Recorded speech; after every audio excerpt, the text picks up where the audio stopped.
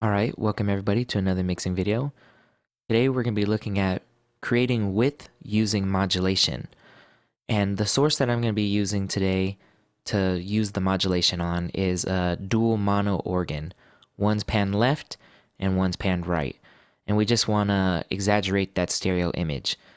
So let me just start by playing this and I'll toggle, I've already done the trick. I'll toggle it in and out so you can hear how wide it's getting, and then I'll show you a couple little tricks, and then I'll explain exactly what's going on. So let me bring this up, and here we go. We'll listen to it in solo and then in the track.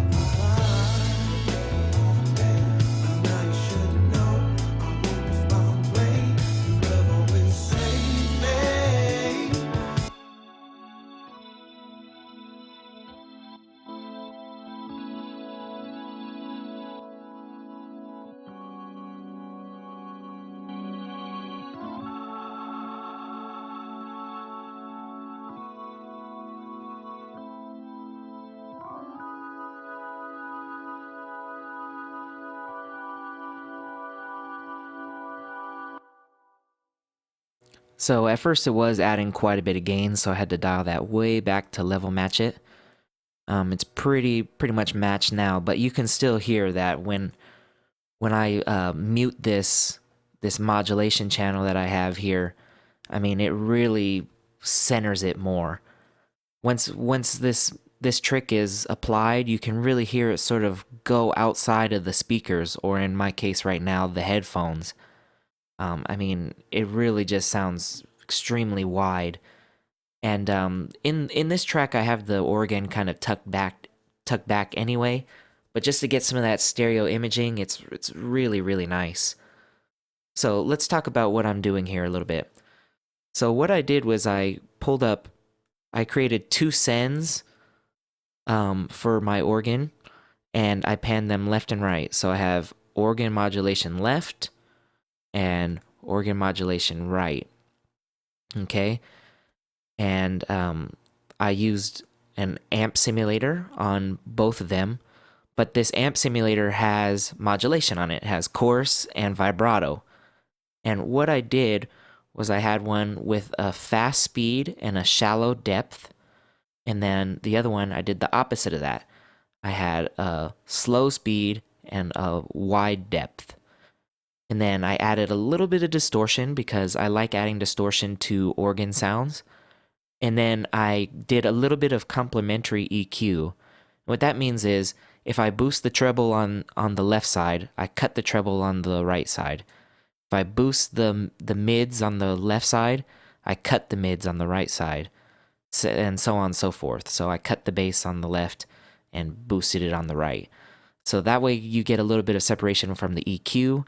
You're getting two different modulation speeds and depths, and that just really tricks your ear into making this sound like it's wider.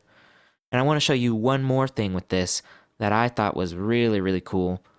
Let me play it, and what I'm going to do is I'm going to change one side from chorus to vibrato and just listen to how much that really opens it up. I mean, it's crazy. It's it's not subtle.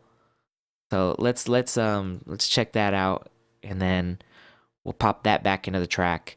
And I actually will bring that modulation track back up to where I think that the organ is sitting a little bit better in the mix.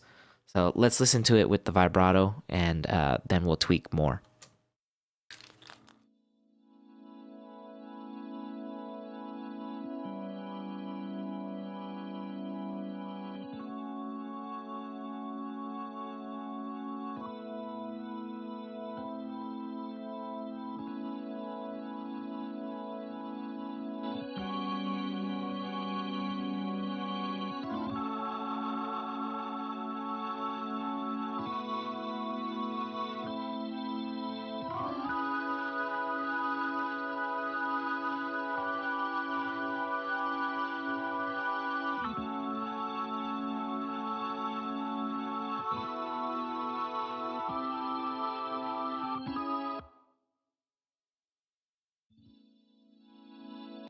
Let's do the same thing to the other side real quick.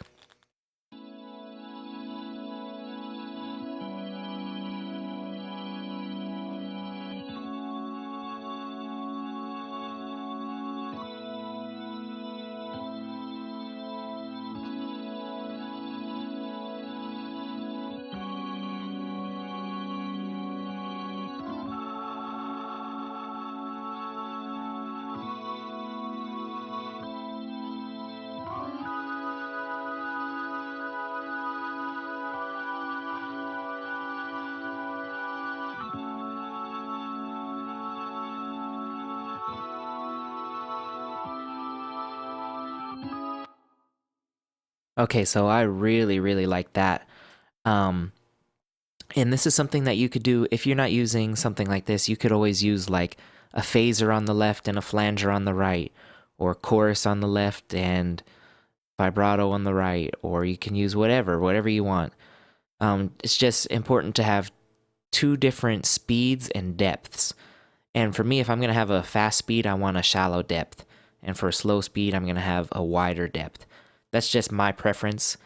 Some people might like a fast speed and a wide depth, but not me. I think it sounds too unrealistic. And this setting right here, I actually like that a lot, and I think that's really widening things up.